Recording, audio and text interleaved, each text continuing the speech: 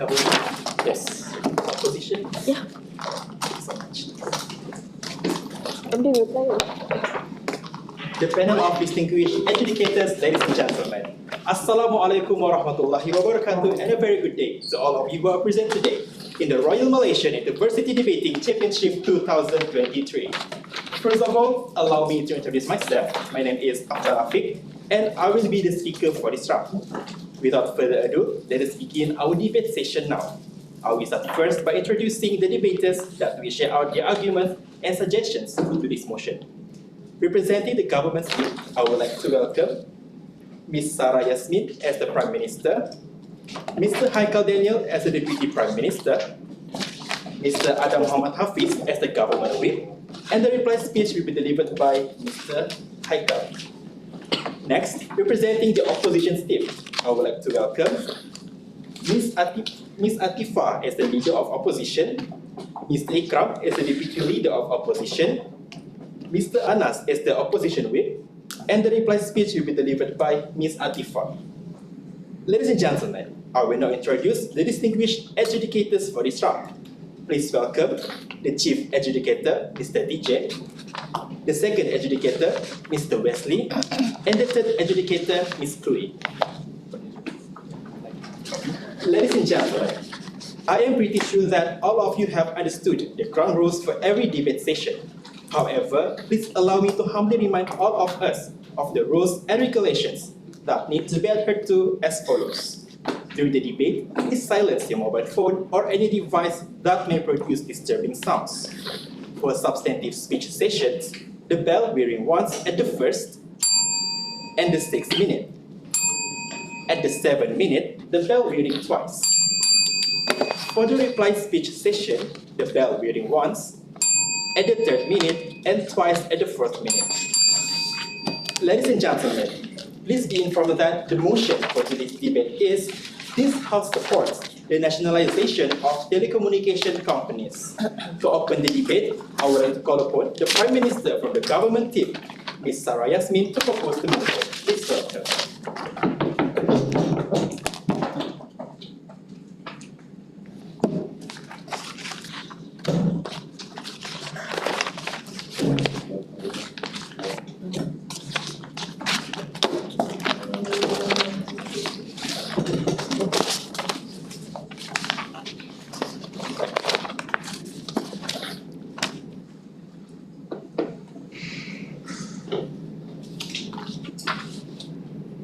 Let's be clear on how government comes to this debate. The first in setup, how does nationalization actually look like? Probably it looks like firstly how the state controls the development, the accessibility, and also how the coverage necessarily looks like in particular areas. But secondly, how exactly do we do this in terms of mechanism is firstly, more and important is just having GLCs, which means it will always be done in contract base. It's always an open tender, which means if opposition contends that there wouldn't be competition, we think it's otherwise because there will be competition between the companies in order to gain that particular tender from the state in itself. But secondly, we don't necessarily mind the bleed of money to necessarily happen. So for example, this is like, principally how states actually do, like, for example, in healthcare and water and electricity, this is still aligned and necessary telecommunication fits within those particular circumstances. Thirdly, we think we'll be able to charge these telecommunication services proportionately to the needs of the people. So for example, probably the richer would have to pay a lot more and poorer probably not as much. What opposition then defends is an oligarch of telecommunication companies, right?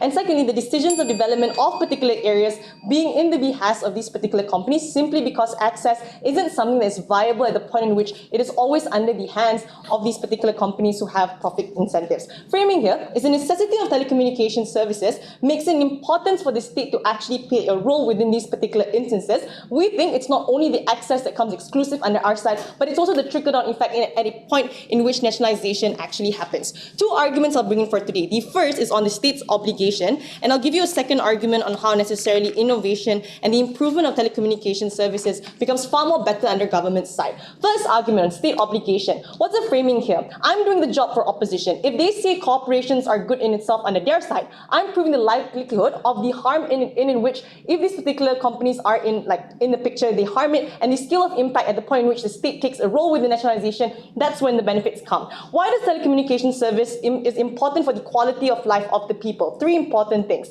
We think this is very intuitive, right, Judge? In terms of the ability to just access internet, which is the ability to be able to communicate and also the ability to just know about media, specifically comes from these services that the telecommunication, companies actually provide. Which means all of this proves that these particular instances or services is very much important for the life and the well-being of the people on the ground. Why does then the corporation limit this particular accessibility at the point in which it is not nationalized? The first is the oligopoly that operates within particular telecom companies. So most companies are not actually competing with each other, but rather they are colliding with each other in itself. How does this look like? For example, just how Celcom controls certain areas within Malaysia, or for example, just how Maxis just have a higher grip hold within rural areas within Malaysia. What's the problem here necessarily is that this dilutes competition, but they are always able to hike up the prices and not develop certain areas within Malaysia, for example, simply because they will always have this particular, edge at the end of the day. But secondly, and also very importantly, is just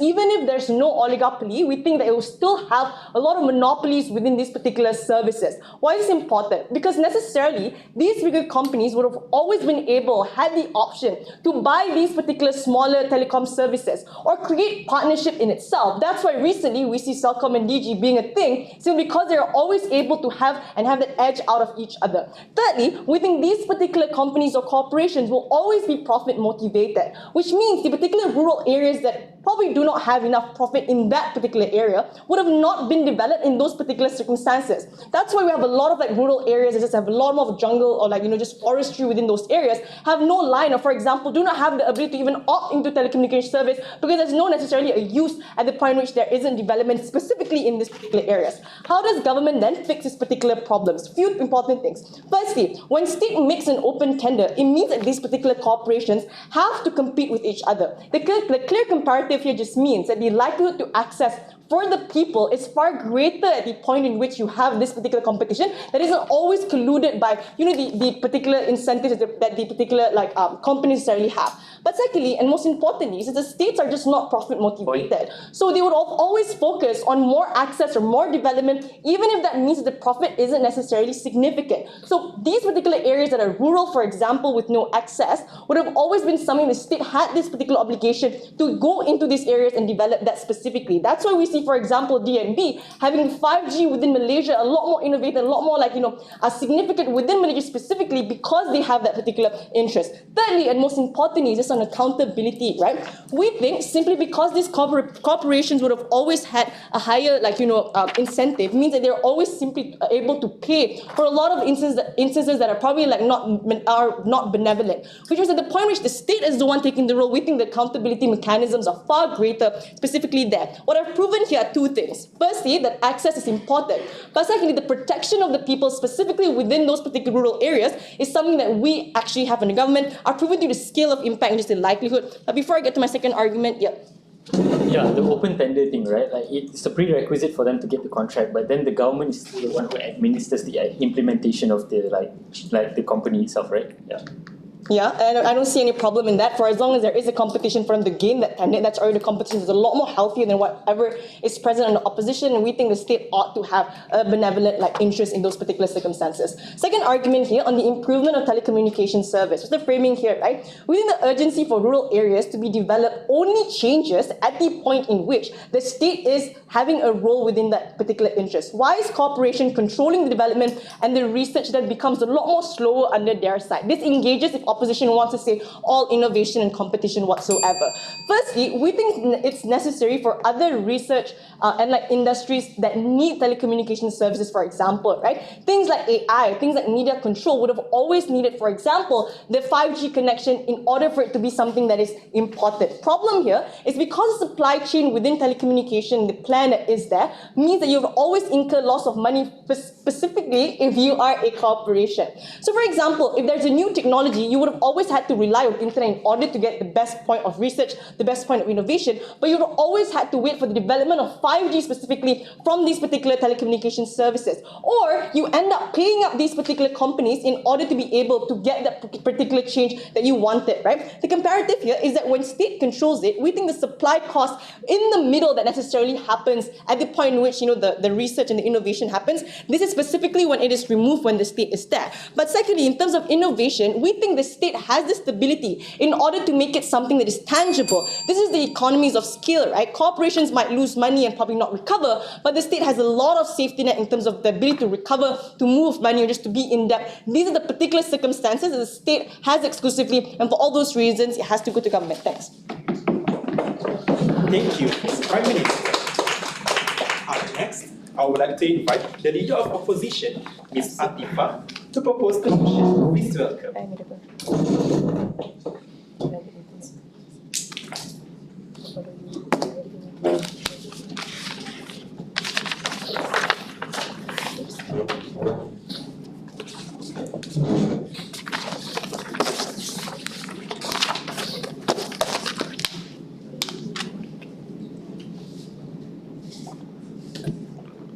What government has given you is an assertive case, assuming the benevolency of these governments which are going to provide all this innovation and development for these areas, right? The first thing that Sarah comes up and says is this idea that because it's a JLC, because it's open tender, it will be competition. But the reality is, and the reality that they fail to accept, is that those profits will still be centralized within the government, meaning that that competition is at best performative. That competition is one which doesn't really have any real impact towards how the market functions and the way that the government works.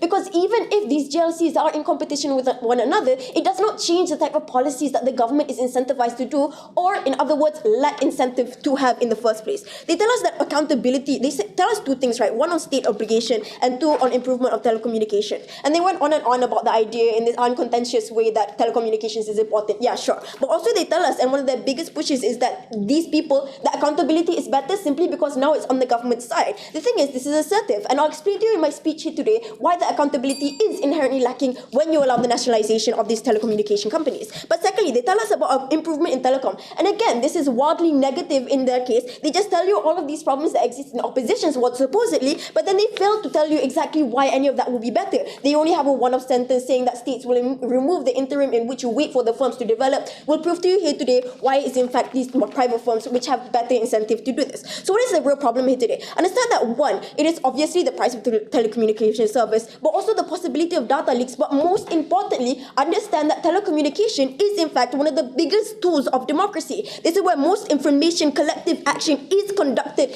and communicated, right? Meaning that inherently, by the fact that they choose to give this tool of democracy into the control of governments, though people where democracy is their only checks and balance, in that point they have already lost the debate. It is the amount of power that you get by controlling the telecommunication sector which makes this debate possible here today. And understand that the only way to justly handle this power is through privatization. So what is it that side opposition defends here today? We believe in the status quo, meaning the privatization of these the telecommunication companies, right? This looks like multiple firms providing telecommunication, and these individuals themselves, the consumer, get to opt in or opt out of different services if it doesn't match their needs. But also understand that we are much more likely to have internal competition. Their whole thing about asserting that we cannot fight competition, understand that even if you have competition, it's still better at our side because it's part of the market and subject to market competition. And because of that competition internally within those companies, the likelihood of being run by experts or the best of the best is much better on our side.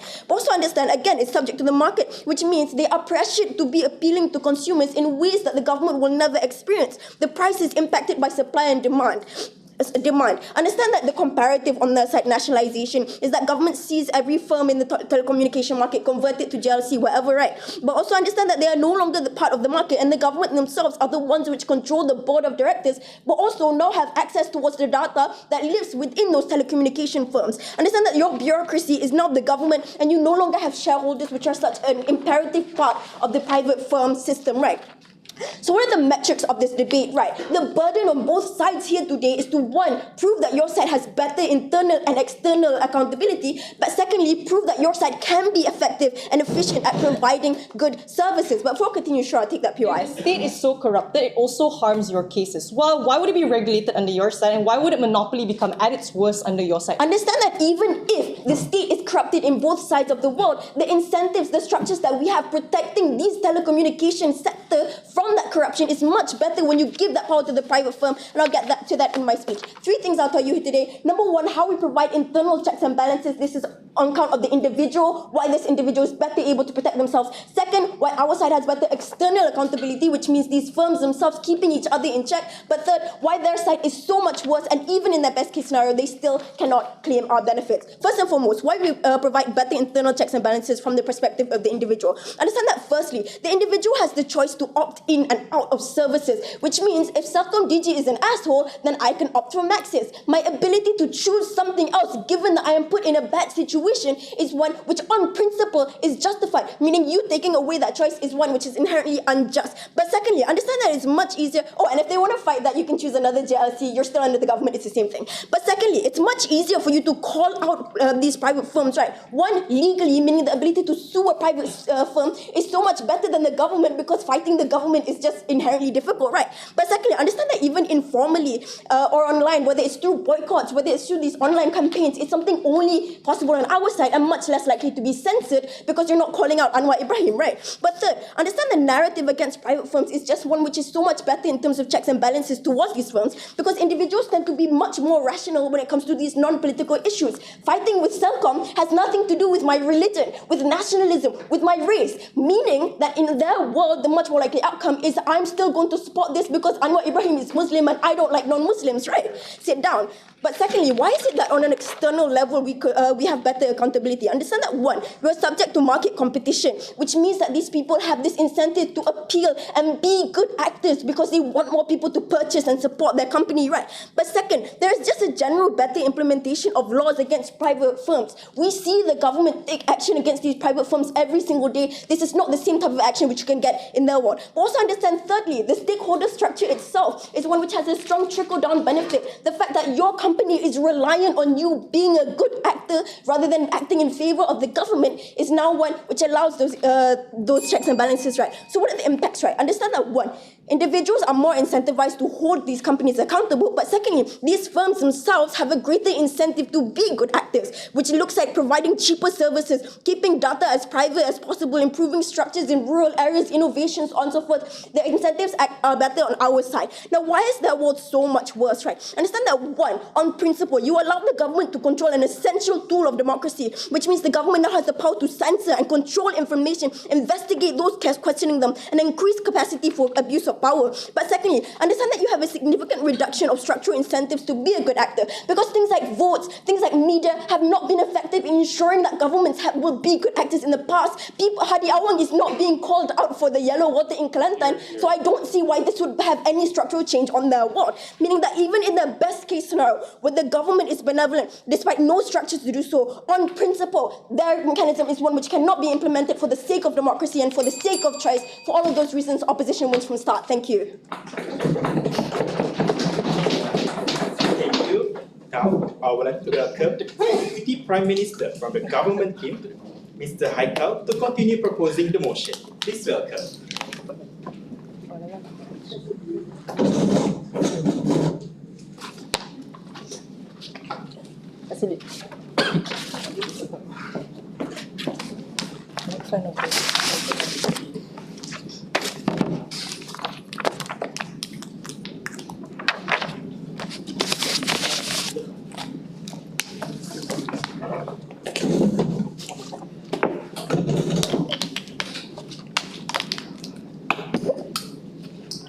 Opposition main principle is to suggest that people need to have option. People need to be able to access other things if one thing screw up. I want to point out the problem on that side of the house is that they never actually engage with how exactly we characterize this telecommunication service. Because in a lot of areas like Kedah, where a lot of the access to the internet are very limited, and there's only one company who can actually provide within those areas, because they have been colluding with Maxis, Celcom, and DG in order to ensure that only certain area will be controlled by certain corporation. That means that there's no options in the first place for all those peoples. I live in a jungle, and at no point I'm able to actually access all of this internet simply because of the fact that only Maxis are the only one who have the coverage within those areas, and that's the only reason why I haven't been able to actually watch YouTube every single day.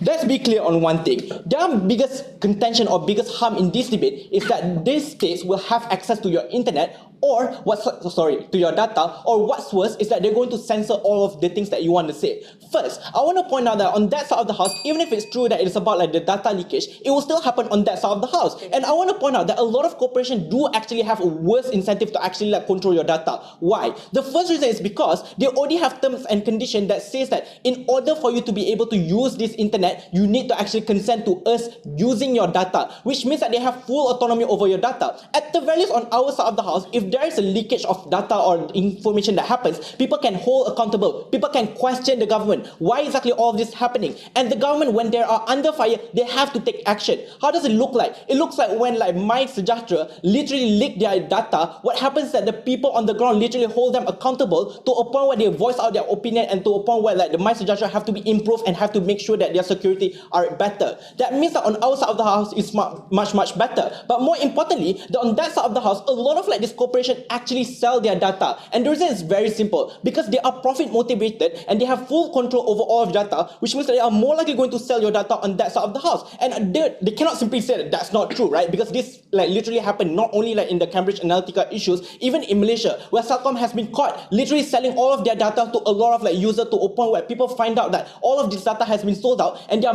best response is to say that all of those data is under our, like you already like consent to actually for us to use those data, which means that you have no ability to hold them accountable on that side of the house. That is why the data leakage cannot be argued on that side of the house. Secondly, they say that censorship will happen. If the government is so bad as they say, censorship will happen on that side of the house. Literally look at the regulation right now. In Malaysia, the government already do not allow us to say things, and the telecommunication already has been censored, which means that on that side of the house, it will not change regardless. That's already a wash in this issue. Let's talk about the accountability mechanism, but before that, I'll take that PY. Yeah, is it easier to hold the government accountable or the private companies accountable? Okay, and let's go into the accountability. I wanted to go into principle, but whatever. Let's deal with their state corruption things, right? Because they said, and if it's the consumer, I want to point out this is an inelastic, like this product, telecommunication service has a very inelastic demands, which means that the ability for you to hold them accountable is very low, simply because of the fact that you are literally relying on them, which means that you cannot simply like boycott Celcom or DG, because every single day you are relying on them in order to ensure that you get access to internet and also telecommunication, which means that the ability for you to hold them accountable are much different. But I want to point out the state's incentives are different as well. And the reason is because the states are not actually profit motivated, but rather they care about the people on the ground, and they want to ensure that the people on the ground are able to actually access all of these things. And we see this happen when the state ensures that people have accessibility to actually healthcare and education, even if they have to blitz out a lot of money, because they know that that is the most important human right for those people, which means that they are more likely going to actually ensure that the people have the access. Even if like they are the worst states ever, their incentive is to actually get voted to begin with, which means that the people they have to ensure that they are able to appease the people on the ground, which means that they are more likely going to ensure that the people on the ground are able to access all of these things. Corporations do not have that incentive, which means that corporation is far worse in terms of the incentive. But secondly, what is exactly the accountability mechanism that they have on that side of the house? I already explained to you why exactly shareholder and consumer do not have the main ability to actually hold the corporation accountable or even change them whatsoever. But at the very least, on our side of the house, we have a lot of ways. Literally, Atifa explained to you all of the mechanism that you can use to hold government accountable. You can vote them out, you can voice out, you can protest. All of these things are, while they say ineffective, at the very least, they have some form of ways to actually create a lot of changes to begin with. And that's not true, it is ineffective. In a lot of situations, it does create actually a lot of changes to begin with. But the point here is that if the argument is that those mechanisms is ineffective, at the very least, we have mechanism to hold them accountable. On that side of the house, they do not have those ability to hold them accountable. But more importantly, they need to engage with the argument about oligopoly that coming from Sarah. Because what Sarah explains to you is that all of this cooperation has been combining and colluding for a very long time, to a point where we do not have ability to regulate them, because they literally only listen to each other, and they're only going to make sure that everyone within those collusion going to get as much money as possible. At the very least, on our side of the house, when you nationalize them, that means that you are able to break apart all of this oligopoly. That means that you are more likely able to actually regulate these people, because now the corporations have become much smaller, which means that they have to compete with each other in order to get those like tender and also contract to begin with. That is far better on our side of the house, because that means that not only one, you are more likely going to get better development and better accessibility, but two, you are able to regulate those people much better, because you are no longer making sure that they are very huge. But even if you don't buy that first issue, let's deal with the second issue about the principle of access versus option. Their main contention is about why exactly we need to ensure option, but at no point they explain to you why exactly accessibility is not important. I have three reasons reasons why exactly accessibility is important and they're not able to access it. The first reason is because in order for you to be able to get cooperation to go into the rural area, you need to ensure that rural area actually have a lot of money to begin with. The problem here is that a lot of corporation do not go into rural area because they do not actually have a lot of money, which means that only a certain amount of corporation are not going to go into rural area, and even if they do, they only focus on the area where there's a lot of people to begin with. Why exactly that is harmful? Because that means that the access to a lot of people on that area are going to be harmed. That means that its prices is going to be very expensive, or they have to move out, or they have no ability to actually access to this telecommunication. If their case is about options, we tell you that option is secondary, because in order for you to have an option, you need to be able to have accessibility. We explain to you why exactly accessibility is far better. For these reasons, propose. Thank you, Mr. Deputy Prime Minister. Up next, I would like to invite the Deputy Leader of Opposition, Mr. Ikram, to present your arguments.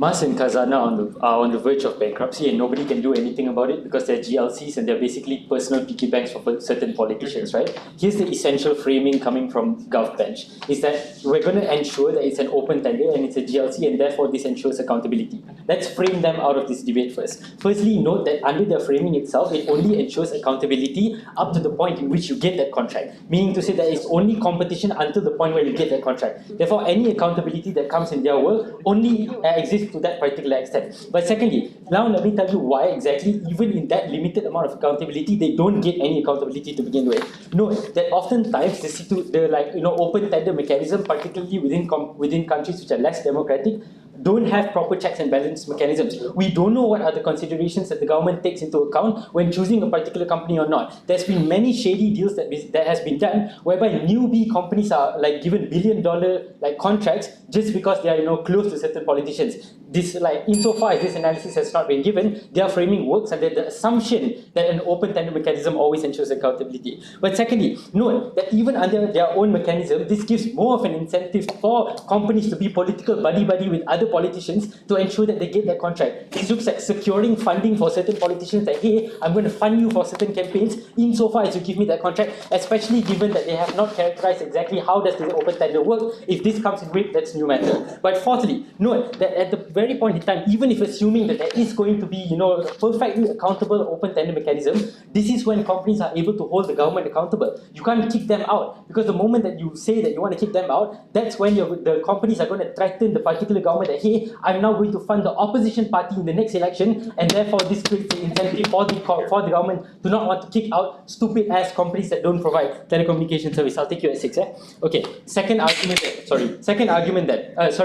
argument, which is our extension. Why is it that these companies are never going to be an oligopoly, dealing with Sarah's argument, right? Why is this necessarily true? Number one is that oftentimes, given that it's a free market, there's always new companies coming in and out. There's always startup companies. So within a local area, if that particular area doesn't have internet coverage or telecommunication coverage, it's likely that a smaller company is able to cater to that and provide for better prices. But secondly, note that some companies, even though they're big, they become complacent, and as such, these new companies are able to fill in the problems that they've caused, right? So if they miss out a particular area, these new companies are able to take over that. But thirdly, note that even if we assume that there is in fact collusion which is happening between these big ass companies, it's likely that there's still competition, meaning to say that they're not working under good faith. Rather, the moment in which DG fucks up a particular area, it's likely that Maxis is going to want to enter into that area because there is some form of competition between them, given that the characterization of Gov itself is that all of these companies are profit incentive. They don't have any sense of camaraderie between them. But here's the thing, let's bite the bullet, right? Let's say it is in fact an oligopoly. On a comparative, then why do we still win over Gov? Number one is that it's easier to hold private companies accountable in comparison with the government. They want to come here and say that, hey, you can vote government out. It's easier for me to tank shares by a private company as compared to voting out a government. There are multiple considerations when you cast your vote. How aligned is that particular government in comparison with your ideology? Nobody's going to vote out a government just because you don't get Maxis, right? Take Kelantan, for example, where their literal water is still bad, but the government is still not voted out because the ideology deals. I'll take you at 5. ticket 6. Ideology, caters to the society at hand. But secondly, note is that even if we concede that accessibility is better on their side, the general quality of services which is provided by the company, i.e. the government in this case, is going to be bad. So sure, Kelantan now has internet coverage and stuff like that, but they still can't watch YouTube. So at the end of the day, it's still a net harm on their side. Second extension, why is that privatization of telecommunication companies is the only way for telecommunication services to become effective? First structural reason is that now you have the ability to opt out of bad telecommunication. I think you said opt out of bad telecommunications, right? Why is this necessarily true? Number one, you have a myriad of companies, meaning to say that if one company screws you over, you jump to the next companies. This very basis itself creates the competition between companies to ensure that their services is at top-notch quality at all times. Why is this particularly important, right? Here's the thing. Under their world, government has a monopoly all the time, which means that if government were to have bad services, you can't opt out to anything. This very possibility itself is an independent harm that justifies us not ensuring government has a monopoly. But sure. If it's true that the government is so bad, why not just privatize everything, including healthcare and education? Yeah, we're okay with that. Sure, great. If privatize everything, fuck it, amazing. Second reason why is this particularly important, right? Is that you get the best deals when it comes to private companies, because here's the difference, right, between us and them. Government does not have the incentive whatsoever to ensure that you have good quality services. Insofar as you have some form of services, you screw it. Government is complacent with that, because every time something is nationalized, government always operates at a loss in comparison with a private company, whereby there's an incentive for you to always cater towards their services. Second structural reason as to why this is the only way to ensure efficiency, right, is that now you have the ability to access these telecommunication services better. Why is this necessarily true? There's a direct incentive for private companies to go into every corner of a country to provide telecommunication access. Why is this particularly true, right? Number one is that this taps in new market. This is more money for them, especially since their characterization is that they're profit incentivized. But secondly, this is competition. If you don't tap into that new market, another company is going to tap into the new market. So you want to go in there first. You're going to go into every part of the rural areas that's possible. But even if rural areas are still harmed, at the very least on our side of the world, the margin of harm is much less. The possibility of government providing bad services to everyone and the inability for you to check them or to vote them out creates the harm that means that you can't check and balance the bad services by government. At the very least, we can do that even if the quality or accessibility is not as good. But here's why this is particularly important, right? Number one, you protect the most vulnerable stakeholder, i.e. people who are stuck within rural areas. At the very least, you create the possibility for them to actually access telecommunications. They can demand for it. In comparison, if the government deems a particular area not to be worthy of telecommunication service, nobody can do anything about it, because as it is, it's so hard to vote the government. Hell, we've been trying to vote out UMNO, they're still the government to this day. And okay, third structural reason as to why you provide for better efficiency, right, is that now if you were to nationalize telecommunication services, you're going to have poor services. Why is this particularly true? Number one, you're going to have political appointees within this government, right? This is the basic nature of horse trading between companies and the government. But secondly, there's poor checks and balance mechanisms, because now all the employees within this telecommunication company become civil servants, and as such, it's much harder to fire them because you need to go through much stricter laws. But thirdly, it's also harder to hold the company in and of itself accountable, because you can't tank their shares. But number two, votes are also influenced by multiple factors, not just by whether or not that particular telecommunication service is doing bad or not. For those reasons, proud to oppose. Thank you, Mr. Deputy Leader of Opposition. Moving on, I would like to call upon the government whip, Mr. Adam, to continue proposing the motion on behalf of the government team. Please welcome.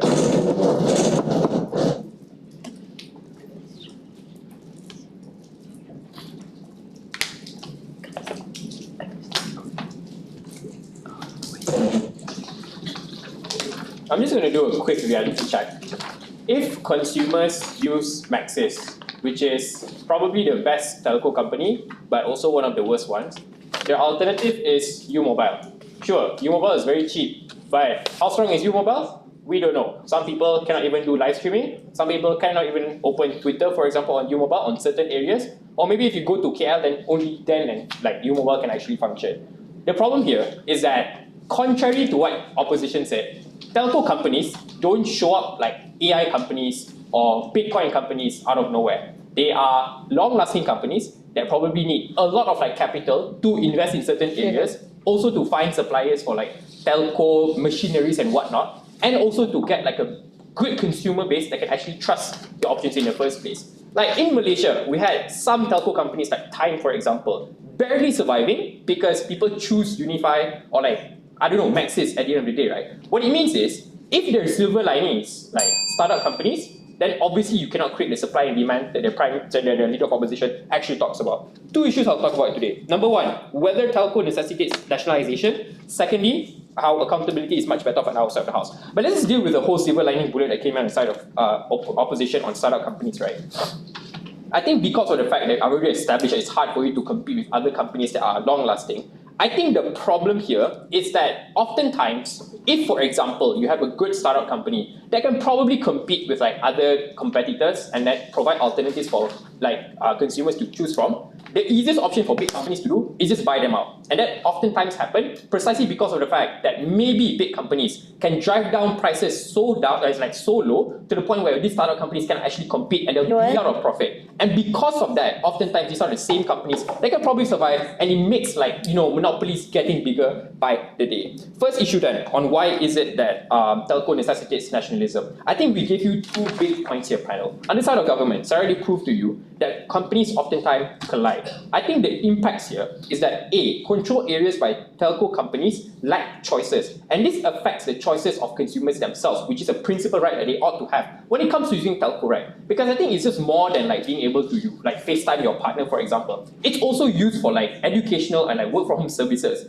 The reason why you see during COVID a lot of people in Sabah and Sarawak had to climb trees is precisely because of the fact that they had the lack of options to exist in the first place. And I think the problem here is that you create a monopoly when certain companies control certain areas. And because of this, contrary to what our opposition said, they get to decide the controlling prices of certain amounts of packages or call services that you want to have within those areas, which is just bad enough because of the fact that you only have one supplier that you can rely on. If the alternative exists, the alternative would be a bad one anyways. Because in certain areas, to actually build substations or to build control towers for this network communication, towers for example, are really expensive. So because of the fact that it's just not appetite enough for companies to invest in it because it takes a lot of money, that's the reason why you have only one or two companies investing in those areas and they take control over all the shares altogether. And precisely because of that, that becomes the first problem. The second thing we talk about is how this oftentimes, because of the fact that you don't have much telco companies in general, you have a larger of market control by these specific companies. The problem here is that they have a chokehold on the suppliers themselves. The Celcom and DG merger just shows to prove that because of the fact that these two big companies are able to merge together, that means that they don't have much of an incentive to actually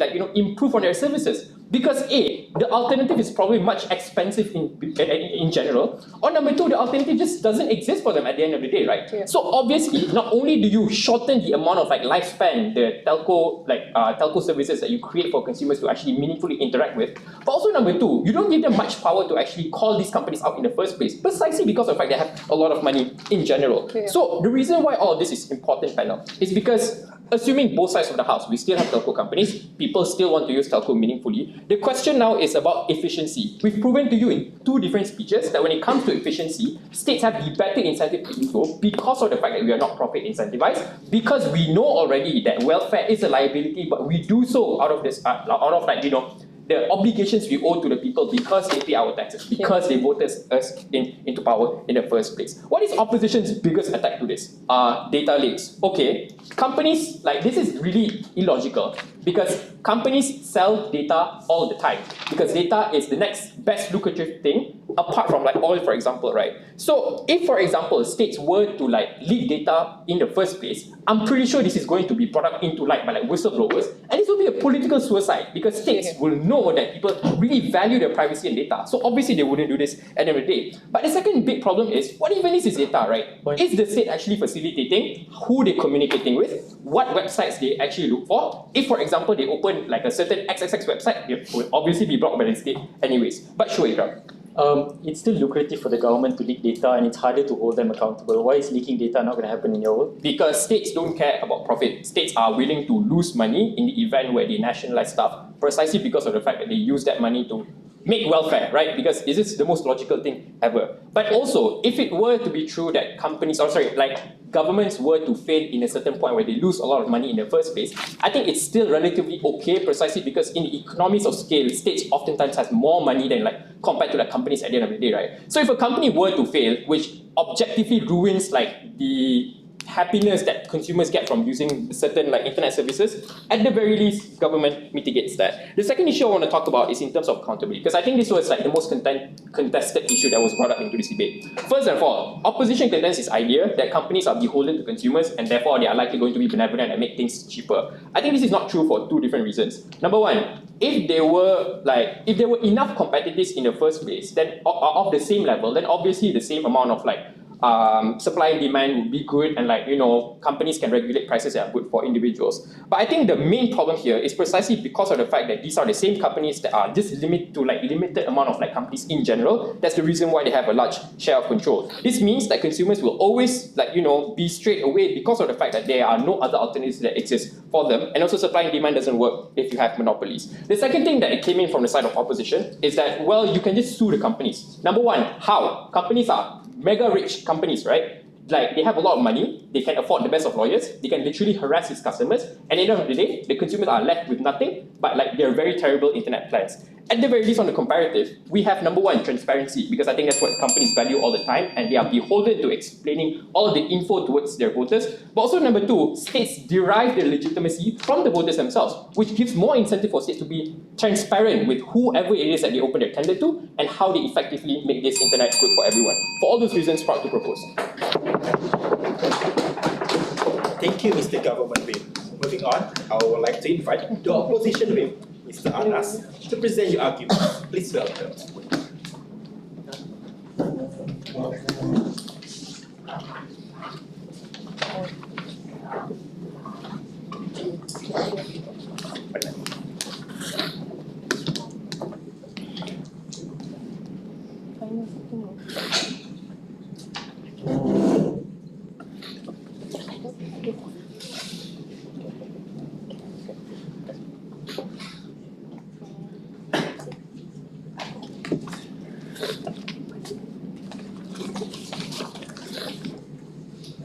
Three questions in my speech: whether the government is likely to be more benevolent to needy people and or whether there would be private corporations. Second, on competition and or collusion. And third is just on principle.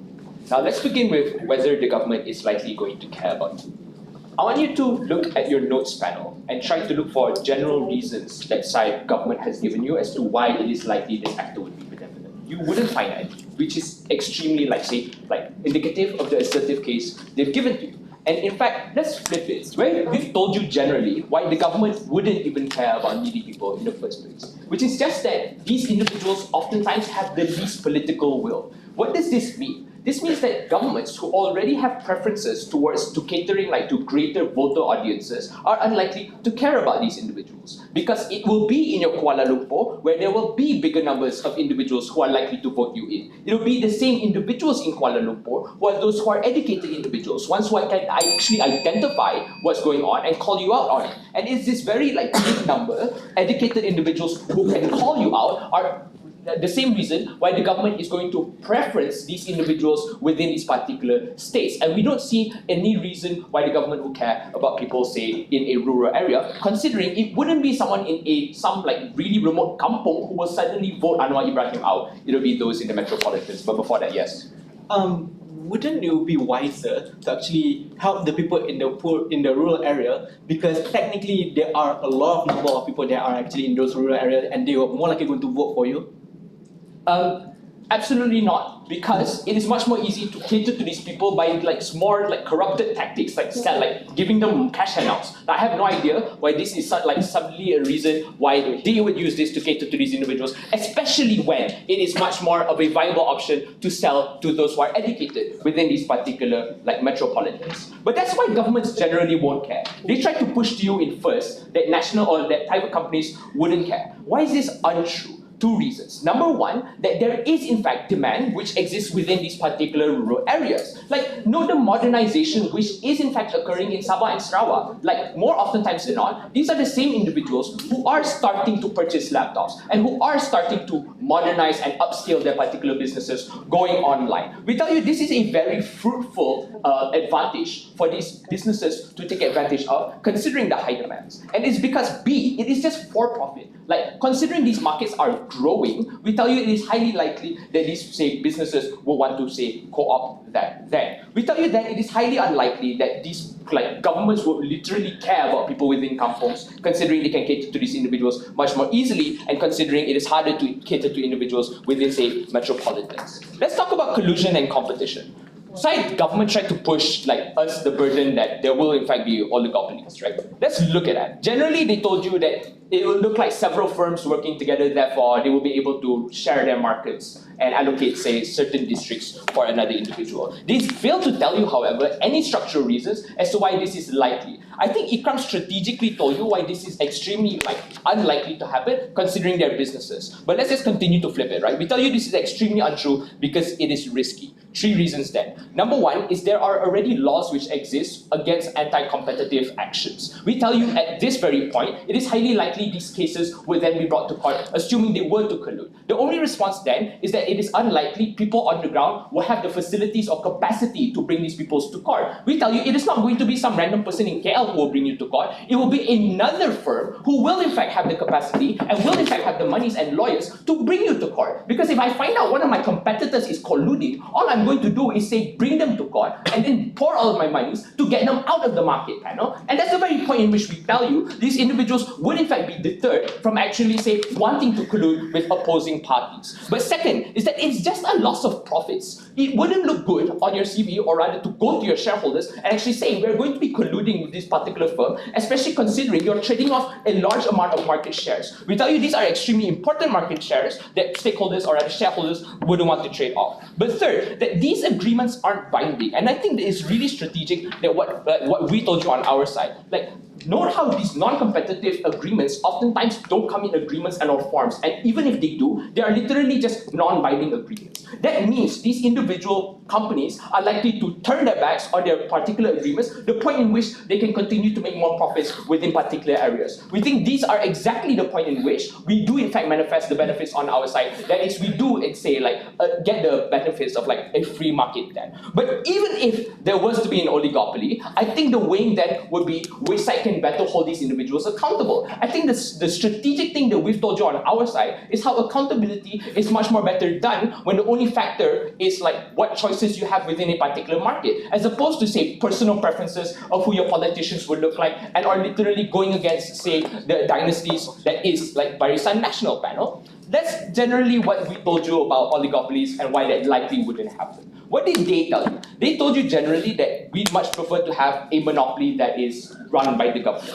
And the only way they try to mitigate the harms of non-competition is just open tenders. I think Ikram told you already that this mechanism, number one, only works to the point in which these tenders are in process, and the very point in which the tenders are done, all of the negative impacts that we've told you about down the bench will then manifest. But even then, why is it unlikely that these tenders would likely work? Because of three reasons. That is, the government is in control. This means A, they can practice favoritism, meaning to say, if these particular companies do in fact say favor you as a government and do fund your campaigns and therefore put you in positions which are much more strategic, on top of the idea that you would know these individuals, we believe that that's likely to happen. B, that they can set out metrics and therefore wouldn't be able to say be held accountable for their particular practices as it pertains to, say, individuals not being of qualified statuses in order to get these particular contracts panel. We tell you that that's the very point in which it is highly unlikely you can actually hold these number one tenders accountable and or to a standard high enough to where their mechanism is likely to work. But even if assuming that were to work, they would then have to weigh it out against what we talked about just now, which is just accountability.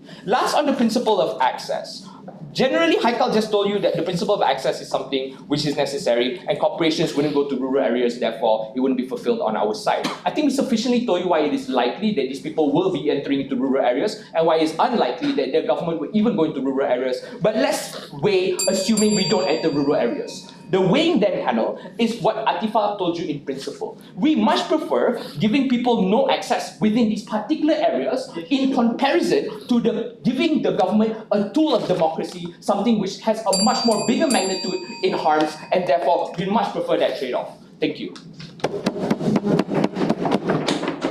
Thank you, Mr. Opposition Whip, for your speech. Proceed to the next agenda. We will continue our debate session for this round with the reply speech session. The reply speech shall be delivered first by the opposition team. Therefore, without further ado, I would like to invite Ms. Atifa to deliver her speech and conclude the debate. Please welcome.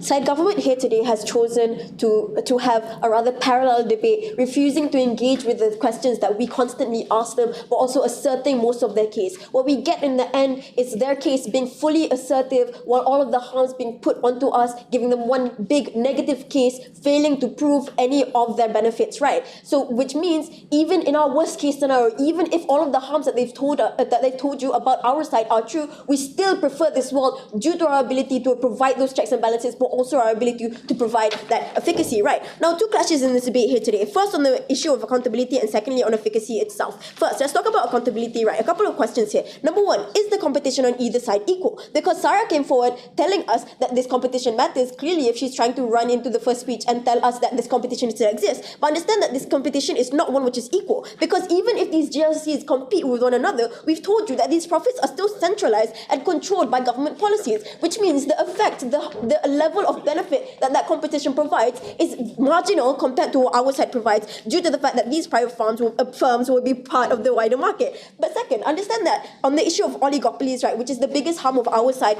according to them, understand that we still prefer this simply due to the fact that we're able to hold them accountable, that we're better able to hold them accountable. They told us that because these people are profit driven, they're less like they're going to sell your data, so on and so forth. They never told you why this is a bad thing. Okay, sure, we concede the biggest harm on our side is targeted ads. Boo-hoo. Now, what are the exclusive harms which come on terms within the mechanism, right? Number one, understand that the likelihood of cronyism itself is one which can only manifest on their side, because there is no mechanism to ensure that their open tender mechanism will lead to the best companies. This is something asserted to them, that you get good quality simply due to the fact that it's GLC and open tender, right? But secondly, they have vague accountability measures. The best measure that they've given us is that, these politicians want to be voted in. But understand that voting itself, as we've told you, has a variety of priorities when it comes to choosing who you vote for. It's likely to be impacted by things like religion and nationalism. They give no clear answer to you as to why exactly people will prioritize the quality of telecom when it comes to voting politicians in and out, right? But thirdly, understand that at the end of the day, no matter what they tell you, the government still controls a tool of democracy. They tell you that that censorship is symmetric on both sides, but what isn't symmetric is the capacity for the governments to not access the private chats and emails of these individuals which may be going against them. This is the harm that they fail to engage with, right? But secondly, on the issue of efficacy, right, and what derive a principle that their side brought in, right? First, they told us about access versus option. They told us that the access is in fact the prerequisite to option, and they told us that our side doesn't have it because these big companies are not incentivized to go into these rural areas, right? But then they shoot themselves in the foot during the whip speech, where they tell us that, these big companies, even if there are startups, these big companies are going to buy off them and take their market and lower the price until the rural area buys them. That's exactly the type of mechanism that we want. This exact incentive that these companies have to enter these rural areas, in fear that another company will take it first, right? But secondly, they told you that the only structural reason they provide to you as to why these governments will care about telecom in the first place and provide good services is because welfare is a liability to the state. They did not prove why telecom itself will become a priority towards the state, and we'll flip this, right, as to why these governments don't have this incentive. We told you down the line that one, people don't have any other option, which means that they're not going to run away from government services if they don't provide good ones. But secondly, the government themselves are very difficult to hold accountable, and thirdly, it's very difficult to vote these people out. So understand that even if we have the capacity to vote the bad politicians out, you have to wait 5 years and go through 5 years of bad services before you get the opportunity to do so. But thirdly, on the idea of better quality of management within it, we've told you about the likelihood of cronyism and why we're going to the likelihood of hiring those experts who have the capacity, have the knowledge to actually handle this properly is much better on our side, simply due to the fact that that competition which exists internally within these firms, in fact, ensures that quality. And for all of those reasons, through the bench, opposition has won this debate. Thank you. Thank you to the representative from the opposition team for the reply speech. Now, I would like to invite Mr. Haikal from the government team to proceed with their reply speech and conclude their debate. Please welcome. When Deputy and Whip decided to drop the case on data leakage and also censorship, it is clear that their best case scenario only comes from Deputy. So let's engage with their best case scenario. 3 questions I want to answer. First, on accessibility. Second, on accountability. And finally, on the quality of the service itself. I just think that the quality is also important. Firstly, on accessibility. The reason why this is the most important issue in this round is because in order for you to be able to access any of the benefit of telecommunication, you need to be able to access it first, which means that this is the most important issue. We explained to you why exactly accessibility will be harmed on the side of opposition, simply because of the fact that oligopoly are controlling this accessibility.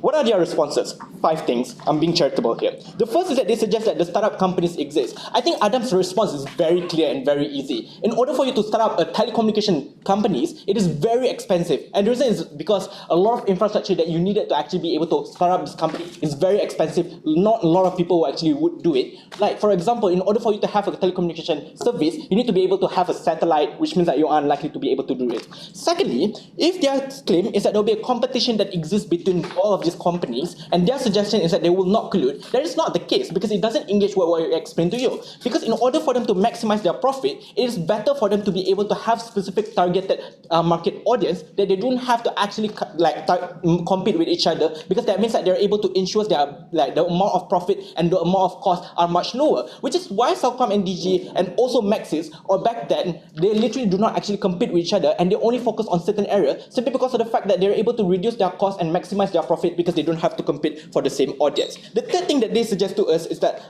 well, what's likely going to happen is that there will be people who are not, all these corporations are more likely going to actually go into this rural area because of the fact that they give profit. But the problem here is that they miss to understand the difference between profit and population. The reasons why corporations are unlikely to go into this rural area is because while there's a lot of people on those areas, all of those people are poor, which means that they're not able to give a lot of profit. Whereas state on our side of the house, they will focus on those areas because there's a lot of people within those areas, which means that they are more likely going to get more votes on our side of the house, which is why they are more likely going to care about these people. But let's assume you do not buy any of our responses. Why exactly accessibility is still better on our side of the house? The first is simply because of the fact that we're able to ensure the cheapest amount of telecommunication service. Because on our side of the house, the companies are on that side of the house, the companies are unlikely to subsidize all this telecommunication service. They're unlikely to go make it cheaper. They're still going to charge you a lot of money. At the very least, on our side of the house, the state will be able to ensure that the poor people are able to access all these things. They do not have to pay a lot of money,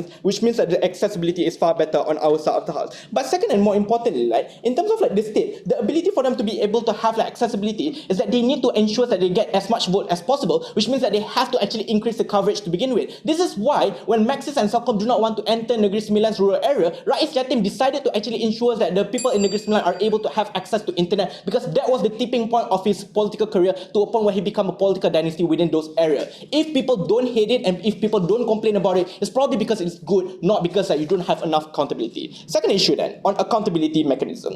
They say that for some reason this corporation will listen to the people. We already explained to you that telecommunication service and inelastic demand, which means that you have to rely on this telecommunication service, which means that you are unlikely to actually not opt out or just boycott all of this company whatsoever, which means the ability for you to hold them accountable is much, much lower. At the very least, on our side of the house, you have a lot of ways to actually ensure that all of this state provide all of this basic necessity. But more importantly, intuition pump here is that why would the state actually decided to not give telecommunication service or internet to people within those areas, knowing that people will get angry if they're not able to access those internet to begin with? So even if the corporation, the state is very corrupt, at the very least they will ensure that the people on the ground at least have some form of internet. Maybe it's not the highest quality, but at least has some form of accessibility to it, which means it's far better on our side of the house. Finally, on quality, I just want to point out that the state actually have more sense as stability simply because of the fact that if the corporation dies, they literally kills everyone's ability to actually access telecommunication. On our side of the house, state are able to reallocate their resources. For all those reasons, it is clear. Thank you to the representative from the government team for the reply speech. Ladies and gentlemen, we are now reaching the end of our session today. Congratulations and thank you to all debaters from both teams for your wonderful, informative and fruitful speech. Thank you so much for your cooperation and for your time spent here in this debate round. We will now give some time to the adjudicators for the discussion of the result. I would like to ask all debaters and audience to wait outside of the room. Will we